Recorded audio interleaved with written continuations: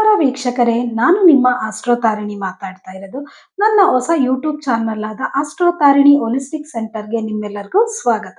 ಈ ದಿನ ನಾನು ನವರಾತ್ರಿ ಹಬ್ಬದ ವಿಶೇಷವಾದ ಸಂಚಿಕೆಯೊಂದಿಗೆ ನಿಮ್ಮ ಮುಂದೆ ಬಂದಿದ್ದೀನಿ.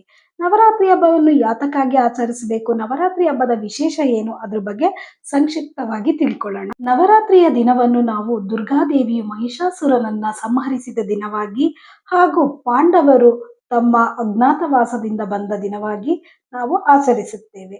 ನವರಾತ್ರಿ ಹಬ್ಬವನ್ನು ಅಧರ್ಮದ ಯುದ್ಧದಿಂದ ಧರ್ಮದ ಯುದ್ಧದೆಡೆಗೆ, ಅಂದರೆ ಸನ್ಮಾರ್ಗದಲ್ಲಿ ನಡೆಯುವುದಕ್ಕಾಗಿ ನಾವು ನವರಾತ್ರಿ ಹಬ್ಬವನ್ನು ನಾವು ಆಚರಿಸುತ್ತೇವೆ. ನವರಾತ್ರಿ ಹಬ್ಬ ನಿಮ್ಗೆಲ್ಲರಿಗೂ ಗೊತ್ತಿರೋ ಹಾಗೆ 9 ದಿನಗಳ ಕಾಲ ದೇವಿಯನ್ನು ಆರಾಧನೆ ಮಾಡುವುದು ನವರಾತ್ರಿ ಹಬ್ಬ.